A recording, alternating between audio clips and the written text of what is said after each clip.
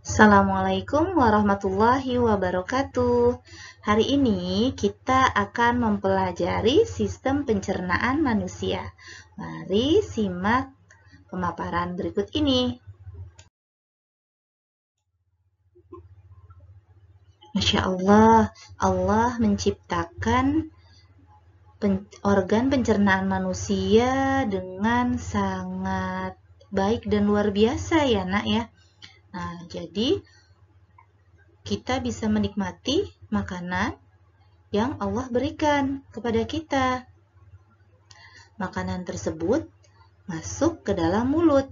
Nah, di dalam mulut dipecah makanan tersebut ya, dipecah dengan kita mengunyahnya dengan bantuan gigi dan juga dibantu dengan kelenjar ludah untuk mempermudah proses pemotongan tersebut ya. Kemudian mulut, setelah dari mulut masuk ke mana? Masuk ke dalam kerongkongan. Nah, ini kerongkongan kita. Masuk ke kerongkongan. Kerongkongan itu saluran yang berbentuk tabung sepanjang 20 cm. Ya, ini ya. 20 cm. Menghubungkan rongga mulut dengan lambung. Kemudian di kerongkongan ini terjadi gerak peristaltik. Nah, gerak peristaltik itu gerak meremas-remas yang dilakukan oleh dinding kerongkongan dan mendorong makanan masuk ke dalam lambung. Setelah masuk ke dalam lambung, nah, apakah kalian tahu lambung itu organ pencernaan manusia yang paling elastis? Dia berbentuk seperti kantong.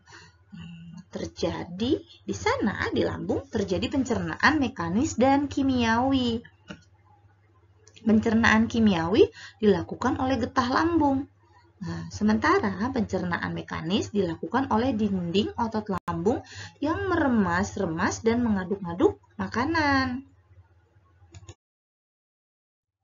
Selanjutnya, pencernaan kimiawi itu kan dilakukan oleh getah lambung. Ternyata di sana mengandung 3 enzim. Ada enzim pepsin. Enzim pepsin itu mengubah protein menjadi pepton. Kemudian ada enzim apa lagi ya? Benar sekali, ada enzim renin yang mengubah protein susu menjadi kasein. Nah, selanjutnya juga ada asam klorida atau HCl. Nah, apa fungsinya? Mengasamkan makanan dan membunuh kuman. Nah, setelah dari lambung masuk ke dalam usus halus. Ke dalam usus halus. Usus halus itu usus terpanjang. Terdapat cairan khusus untuk penyempurnaan pencernaan makanan. Kenapa dibilang panjang? Karena ternyata 6-7 meter panjangnya. Masya Allah ya, itu ada di dalam perut kita. Nah, usus halus memiliki 3 bagian.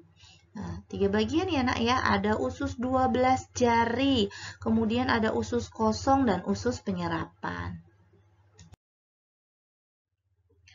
Usus 12 jari atau disebut dengan duodenum mencerna makanan dengan bantuan getah pankreas dan getah empedu. Getah pankreas di dalamnya ada enzim amilase. Enzim amilase itu zat tepung atau amilum di sana dirubah menjadi zat gula atau yang biasa kita kenal dengan glukosa. Selanjutnya di dalam pankreas juga ada enzim tripsin yang mengubah pepton menjadi asam amino. Kemudian ada enzim lipase yang mengubah lemak menjadi asam lemak dan gliserol. Seperti itu ya. Insya Allah. Selanjutnya di getah empedu. Nah, kemudian di getah empedu, untuk apa sih getah empedu? Getah empedu itu berfungsi untuk menghancurkan lemak. Nah, ini ya. kata empedu, menghancurkan lemak-lemak. Kemudian ada usus kosong. Usus selanjutnya adalah usus kosong atau yang biasa disebut dengan jejunum. Nah, mencerna lebih lanjut makanan yang telah dicerna oleh usus 12 jari. Nah, panjangnya 2,5 meter. Ini ya. Kemudian ada usus penyerapan. Usus penyerapan, tempat penyerapan sari-sari makanan. Ini ya, tempat-tempat menyerap sari-sari makanan. Jadi ini kalau yang hijau tadi ini dia usus 12 jari ya. Nah, ini baru tadi usus penyerapan, kemudian ada usus kosong, jejunum. Tempat menyerap sari-sari makanan. Di sini diserap. Setelah diserap, ini dinding-dindingnya, teman-teman. Bentuknya seperti ini ya, Nak ya. Dinding-dindingnya, kemudian sari-sari makanan itu diedarkan ke darah kita, ya, ke tubuh kita melalui darah. Diedarkan, kemudian dengan begitu kita jadi punya energi ya untuk melakukan aktivitas atau kegiatan sehari-hari. Kemudian yang terakhir adalah usus besar. Oh iya, ini usus besar ya. Ini usus besar. Usus besar itu menyerap cairan, vitamin, dan mineral dari sisa-sisa makanan yang telah diserap oleh usus halus. Nah, yang tadi ya, dari usus halus baru diserap cairan, vitamin, dan mineralnya dari sisa-sisa makanan yang telah diserap oleh usus halus.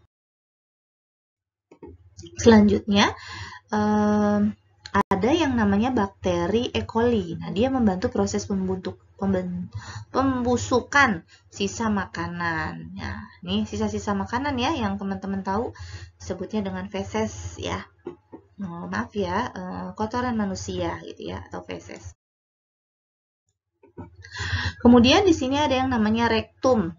Apa itu rektum? Rektum itu tempat penyimpanan feses sementara, teman-teman. Nah, feses sementara. Jadi, dikirimlah ke otak kita kalau kita sudah merasa ingin PUP ya, ingin ke belakang. Nah, maka di sini kan disimpan dulu ya. Kemudian dikirimkan ke otak, mulai terasa kalau kita ingin ke toilet seperti itu. Kemudian yang terakhir adalah anus. Nah, lubang tempat keluarnya feses dari dalam tubuh. Nah, demikian ya teman-teman. Nah, setelah tadi kalian sudah mendengarkan pemaparan dari Bu Tini, kita main games yuk. Nah, gamesnya di sini sudah ada dari nomor 1 sampai 5. Silakan teman-teman tuliskan sistem pencernaan manusianya. Di sini sudah ada mulut ya. Dari mulut setelah itu kemana ya? Nah, silakan ditulis 1 sampai 5. Kemudian nanti kita akan bahas jawaban gamesnya bersama-sama. Terima kasih, semoga bermanfaat. Wassalamualaikum warahmatullahi wabarakatuh.